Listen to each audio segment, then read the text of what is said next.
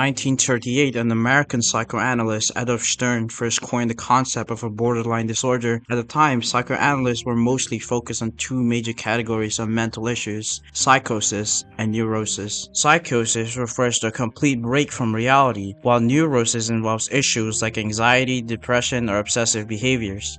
These people are generally aware of reality but suffer from emotional distress and dysfunctional coping mechanisms. Yourself breakfast. Stop it. Don't eat one more cookie. Put that cookie down. Do not eat that cookie. I can't believe you ate that cookie. But then there were patients who didn't quite fit into either category. These patients exhibit symptoms that are not severe enough to be full psychosis, yet they are more extreme than the typical neurosis. Stern noticed this gray area and described a group of people who seem to live on the borderline of these two extremes.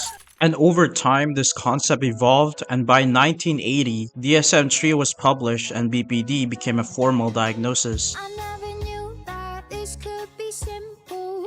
How I found you so irresistible. When you said how cute are my dimples, I feel the way I do, then I'm just with you. Back in the 90s, I was in a very famous team. This fear can be overwhelming and often leads to intense emotional responses. Hey, Bojack, do you realize what this means? I mean, if this thing's a hit, I could finally move out. Oh, you're gonna move out. Can you hand me that Ronnie Millsap single in the 10-cent bin? Sure thing, lady. Oh my God.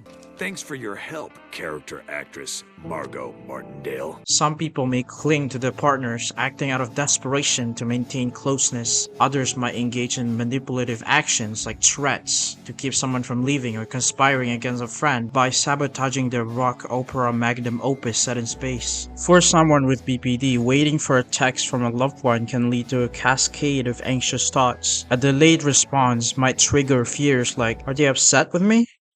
Am I being abandoned? This hypervigilance often leads to imagining worst-case scenarios, which can strain the relationship as those fears become projected onto it. Manipulative behaviors often emerge to avoid perceived abandonment, and could also be a way to cope with intense emotions.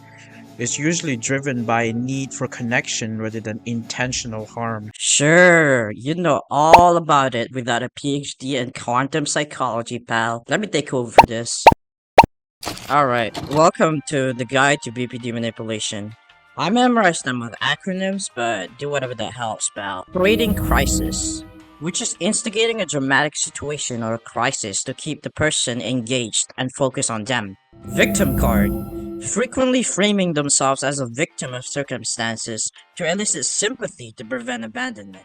Using ultimatums, threatening to end the relationship or make drastic changes unless the partner reassures them of their loyalty.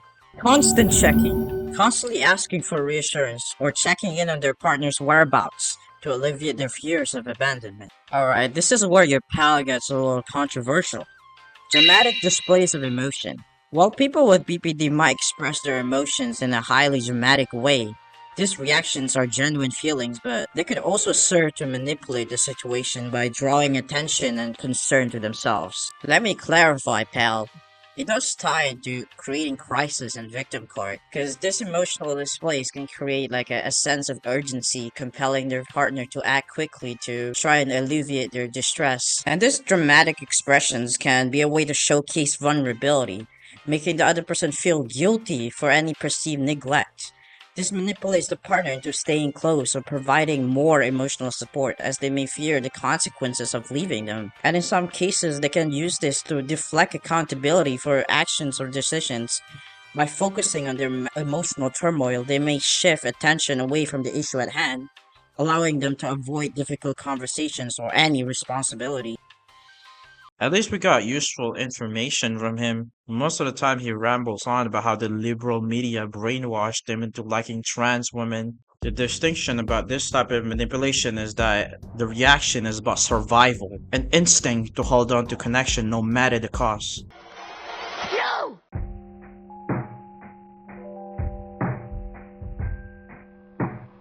This dynamic often plays out as individuals oscillate between extremes of idealization My best friend! and devaluation. The legend, Steven Universe, You gotta be kidding me. How did a powerless loser like you become savior of the galaxy? In idealization, they may see someone as completely perfect, elevating them to an almost unattainable status. They feel an intense affection and admiration, creating a deep emotional connection. It's euphoric, a time when everything is perfect, heaven on earth. And then she smiled, that's what I'm after, a smile in her eyes, the sound of her laughter. This blissful state can change in a snap. When a perceived slight occurs, perhaps a misunderstood message or forgotten plan, the individual can shift to devaluation. Suddenly, that same person who was seen as flawless becomes a source of disappointment. They may lash out with harsh criticism, labeling the partner as worthless or untrustworthy. Why do you have that? I was just carrying it. I didn't have anywhere else to put it. We can just forget this ever happened. You mean I can just forget this ever happened? At the core of this pattern lies a profound fear of abandonment. People with BPD are particularly sensitive to any perceived threat to their relationships, which amplifies their emotional reactions. A small issue can escalate quickly, leading to impulsive behaviors aimed at preventing the abandonment.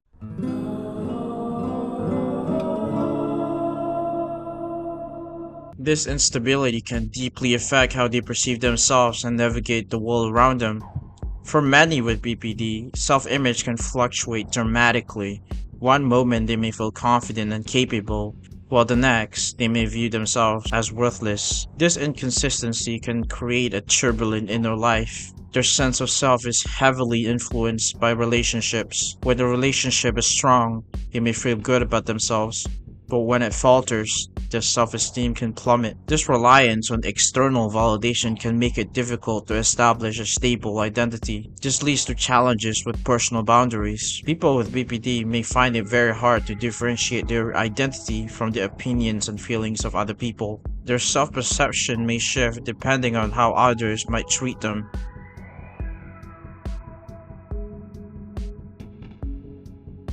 This impulsivity is often a way to cope with overwhelming emotions. I'll make this one brief as I list the common ways impulsivity can be seen in BPD. Impulsive spending with the thrill of buying something new provides temporary relief from emotional distress. However, this can lead to financial problems and feelings of guilt. Sexual impulsivity, which comes from a deep-seated need for connection and validation. Reckless driving as a way to escape their emotions or seek a rush when feeling empty, putting themselves and others at risk. Binge eating as a way to cope with their stress, which can lead to health issues. Inconsistent decision-making. They might suddenly quit a job, change career paths, or make life-altering decisions without considering the long-term consequences. Recurrent sewer behavior, gestures, or threats, as well as self-hurt. These behaviors reflect deep emotional pain and can be a cry for help. Sewer behavior can vary in severity, ranging from serious attempts to more ambiguous actions that are not intended to be lethal. These actions often arise during periods of intense emotional distress. Sewer gestures may imply a desire to reset character but lack the intent to be lethal. They often serve to express profound emotional pain or to seek support from other people. Self-hurt is used as a coping mechanism, a way to relieve overwhelming feelings of emptiness or to express distress that feels otherwise unmanageable. The key aspect of these behaviors are their recurrence. They're not isolated incidents but actions that reflect a persistent struggle with emotional regulation and feelings of hopelessness.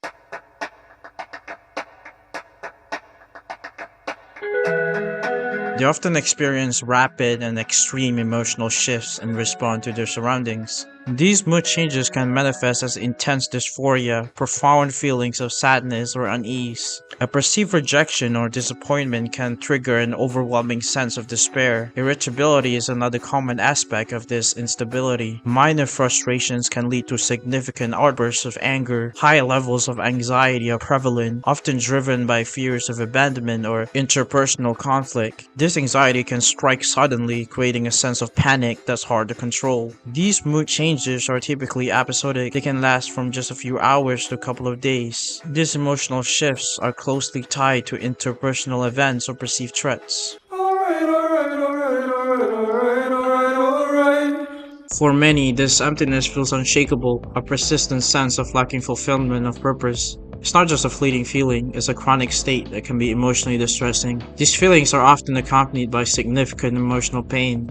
People may struggle with sadness, anxiety, and frustration, all stemming from that profound emptiness. Despite engaging in activities or relationships that might typically bring joy, many find it difficult to derive meaning or satisfaction from them. This disconnect only deepens their sense of emptiness. In an attempt to fill this void, they may resort to impulsive behaviors, but it only provides a relief at the moment, leaving the underlying emptiness intact. These feelings of emptiness can hinder the formation of a stable sense of self, leading to confusion about identity and purpose. It becomes a vicious cycle that compounds emotional distress.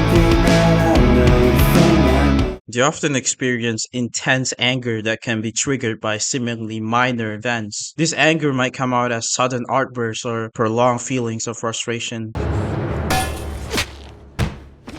Imagine feeling a wave of anger that feels impossible to control. This might lead to frequent displays of temper like yelling or lashing out or hitting things.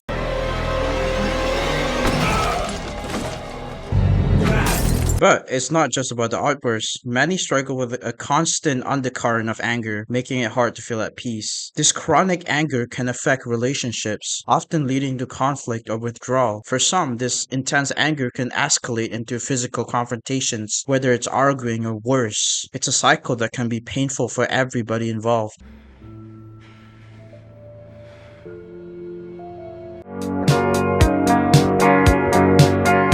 During times of stress, they may experience paranoid thoughts, fears that others might harm them or betray them. These thoughts can feel very real and overwhelming, though they typically arise in response to specific stressors. These paranoid ideations are often transient, meaning they don't last very long. They may surface during conflicts or when individuals feel threatened, leading to heightened anxiety and mistrust. Alongside paranoia, many people with BPD experience severe dissociative symptoms. Dissociation can feel like detachment from oneself or the environment. This detachment might manifest as derealization, where the world feels distorted or surreal. It's as if they're watching their life unfold outside of their body. These symptoms can significantly impact daily functioning and relationships. During episodes, they may find it hard to connect with others, leading to misunderstandings and isolation. Both paranoid ideation and dissociative symptoms are very closely tied to stress. Once the stressor is alleviated, the symptoms typically resolve, distinguishing them from persistent psychotic symptoms found in other mental health disorders. One must have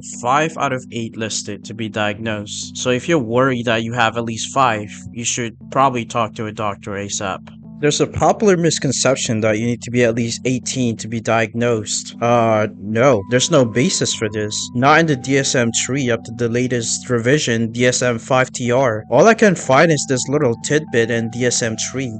If under 18 does not meet criteria for identity disorder, which means for individuals under 18, they must not meet the criteria for identity disorder, which is a clarification in 1980 for a differential diagnosis. BPD symptoms often start to emerge in early adolescence.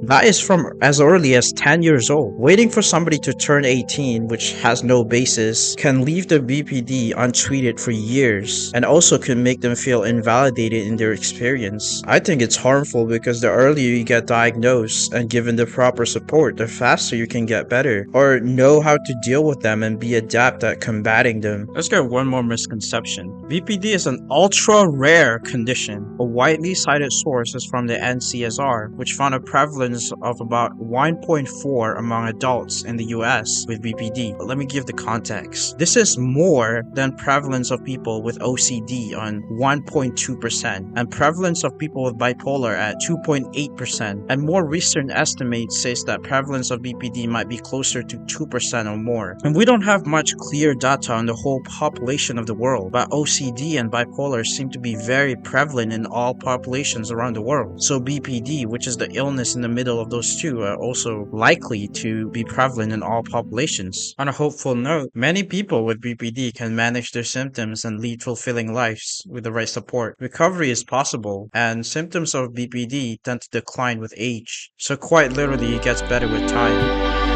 You keep on turning pages for people who don't care. people who don't care about you. And still it takes you ages to see that no one